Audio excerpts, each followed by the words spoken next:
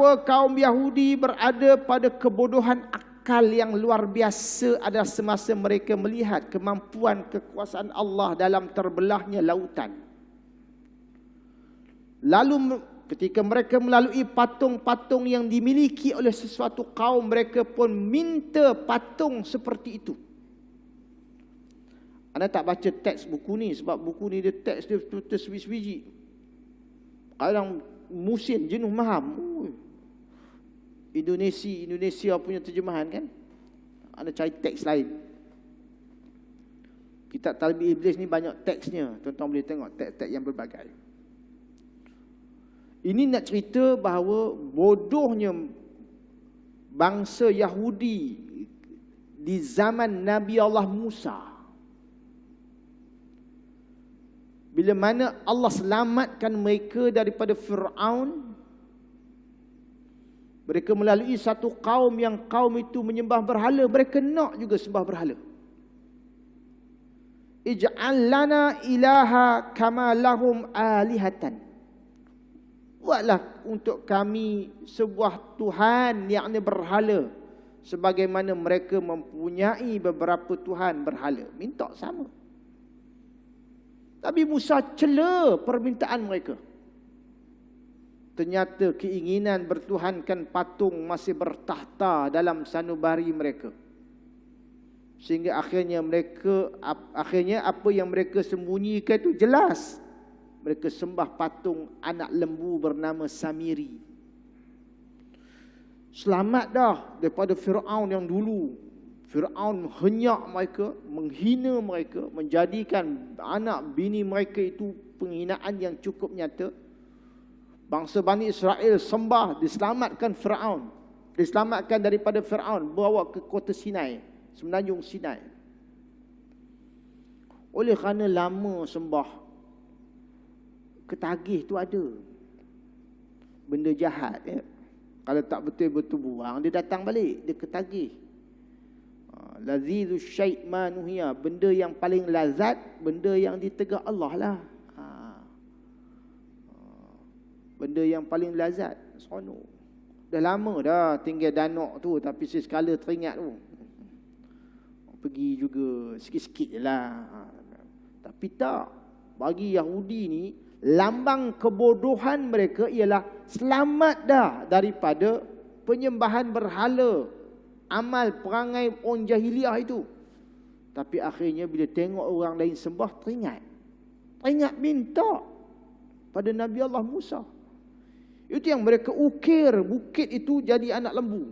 Sembah. Jadilah. Punya nak tu. Dalam kitab ini dia cerita, yang membawa kepada bangsa ini bodoh kerana dua. Pertama, kerana mereka tak kenal Allah dengan sebenar-benar kenal. Jahil. Sebab itu bila mereka tidak kenal Allah, mereka akan ikut hawa nafsu mereka. Maka iblis pun tambah ajinomoto kat nafsu mereka itu, menjadikan mereka bertuhankan nafsu. Apa yang nafsu nak ikut, apa yang nafsu nak ikut.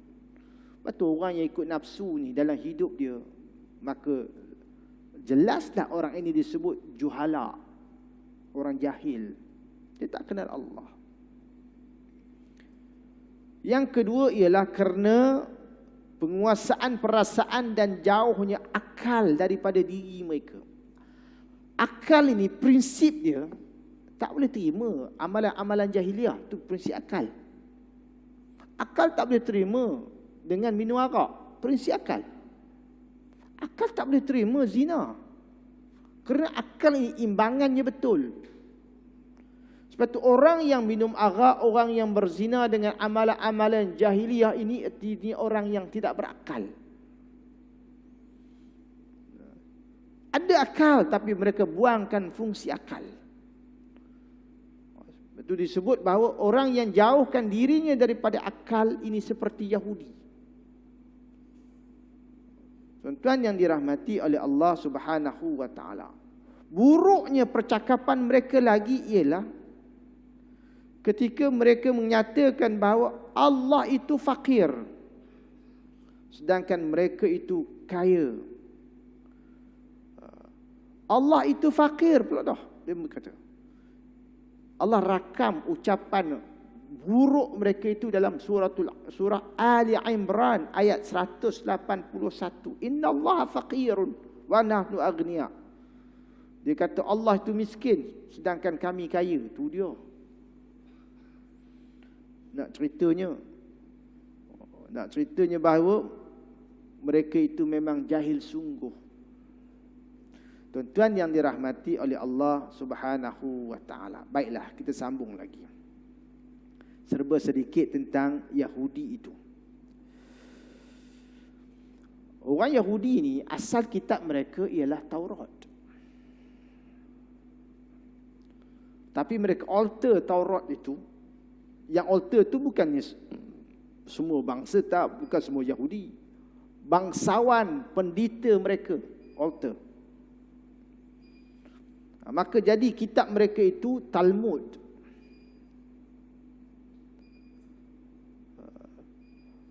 Sebab itu agama mereka sekarang ialah agama dia panggil Judaism, Judaism Anda tak nak sebut bangsa Ibrani tu, Judaism ke apa nak. Agama Judaism itu orientasi dia kitab Talmud. Itu orientasi kitab mereka itu. Kalau kita tengok sejarah lampau, asalnya mereka itu bukan duduk di Palestin. Asal mereka duduk di Mesir. Sebab tu ada cerita-cerita klasik nyatakan bahawa memang ketika zaman Fir'aun memerintah Mesir, mereka dihenyak. Anda pernah dengarlah teks-teks klasik dulu kata yang piramid itu dibuat daripada kerahan tenaga bangsa Yahudi. Wallahu a'lam. Tetapi teks terkini yang menyebut bahawa sebenarnya piramid itu barangkalilah buruhnya, tapi arkiteknya orang hebat. Satu bongkah itu tuan-tuan, bongkah piramid tu, kalau kita sukat 8 jengkal. Anda pergi ngada-ngada sukat sebenarnya. Pergi duduk sana sukat, tengok 8 bongkah. Besar tu, tapi dia punya potongan tu cantik. Dia kata dibuat oleh jurutera-jurutera yang hebat. Buktinya ialah di sisi piramid itu ada rumah-rumah para arkitek. Wallahu a'lam lah.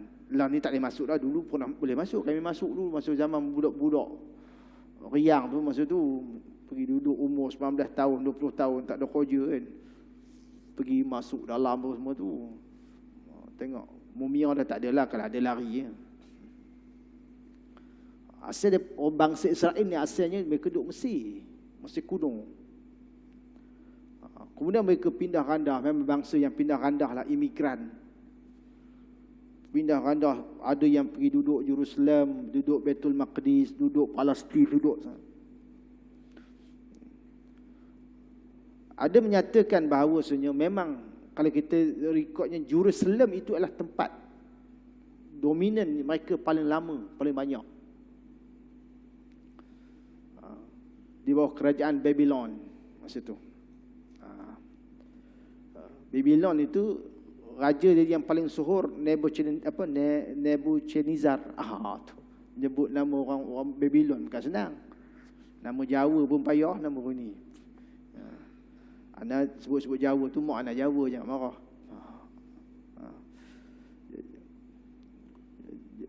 Jadi selepas Alexander the Great menawan Babylon, maka bangsa Yahudi jadi teruk lagi bertebaran. Akhirnya mereka ke sana kemari, tak tentu hala. Pendek ceritanya, pada zaman dulu, apanya zaman abad ke-18, 19, sedikitlah mereka konsisten. Mereka jadi konsisten selepas mana? Selepas perjanjian Balfour. Itu yang akhirnya mereka lobby. Amerika lobby England masa tu apa semua, akhirnya dapatlah tanah yang ada sekarang. Itulah apa bangsa yang paling teruk mereka itu dibunuh di zaman kerajaan Rom. Dia sebut 600,000 mereka dibunuh, 600,000 dijadikan hamba. Masa zaman mereka duduk di bawah kekuasaan kerajaan Rom dulu. Hina bangsa ni. Hina tu kerana mereka hina orang. Mereka menganggap orang lain itu darahnya halal dan bangsa orang lain itu hina. Mereka anggap mereka mulia, lepas tu orang hinakan mereka. Lepas tu dalam Quran tuan-tuan baca, ditempelak Yahudi ni bukan sedikit. Luar biasa sekali. Jadi kita kena sedar bahawa kewujudan bangsa ini adalah bangsa yang ditempelak Allah, dicercek, dicekeji kerana perlakuan mereka. Sikit tuan-tuan, tak habis dah. Pada muka surat berikutnya 90, muka surat 101. Daripada Abu Hurairah radhiyallahu anhu, Rasulullah sallallahu alaihi wasallam datang ke Baitul Midras. Sikit tuan-tuan. Baitul Midras ni adalah tempat untuk pelajari kitab Taurat bagi orang Yahudi, dipanggil Baitul Midras. Baginda bersabda, keluarkanlah orang yang paling pandai antara kamu supaya dia dapat menemui aku. Maka Abdullah bin Suriyah keluar menemui baginda. Inilah orang yang paling cerdik lah agaknya. Rasulullah sallallahu alaihi wasallam mengajaknya untuk masuk kepada agama Allah.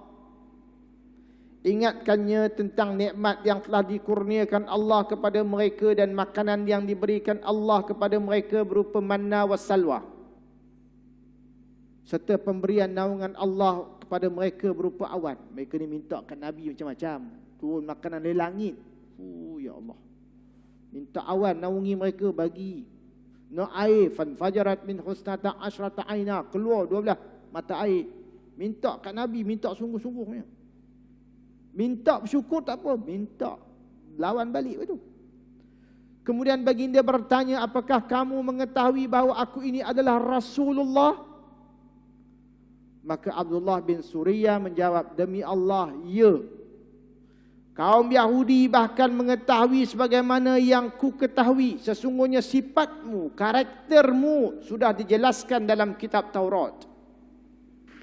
Akan tetapi mereka dengki kepadamu. Rasulullah bersabda kepada Abdullah bin Suriyah, lalu apakah yang menghalang kamu daripada beriman kepadaku? Kata Suriyah, aku tidak suka menyanggahi kaumku. Aku tak suka. Mungkin nanti mereka akan mengikutimu dan masuk Islam, maka aku pun masuk. Bila kaumku masuk, baru aku masuk. Kalau selagi mereka tak masuk, aku tak nak.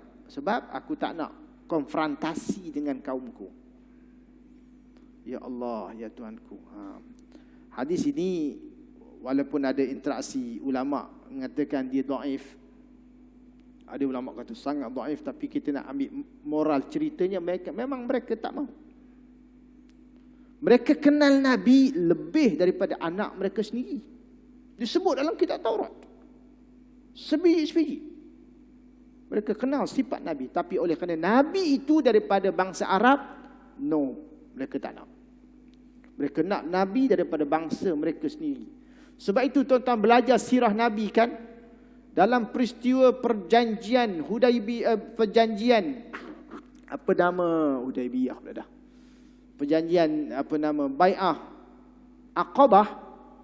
Sebelum Nabi pindah ke Madinah, datang orang Madinah pergi musim haji, Nabi tawar diri ajak beriman. Orang Madinah senang je masuk. Sebab mereka di Madinah sudah diceritakan sifat Nabi oleh bangsa Yahudi. Yahudi kenal sifat Nabi. Semua mereka kenal. Tapi mereka tak nak beriman. Sebab egonya, sombongnya, kerana mereka nak Nabi daripada bangsa mereka sendiri. Jadi syaitan mentalbiskan, merosakkan pemikiran orang Yahudi agar mereka konsisten dengan kesongsangan mereka itu. Wallahu a'lam bishawab. Wa sallallahu ala sayyidina Muhammad wa ala alihi wa sahbihi wa baraka wa sallam. Walhamdulillahi rabbil alamin. Allahumma anfa'na bima 'allamtana wa 'allimna ma yanfa'una wa zidna 'ilma. Allahumma faqina fid din wa 'allimna al-hikmata wat ta'wil wahdina siratakal mustaqim. Wa sallallahu ala sayyidina Muhammad wa ala alihi wa sahbihi wa baraka wa sallam. Walhamdulillahi rabbil alamin. Assalamualaikum warahmatullahi wabarakatuh.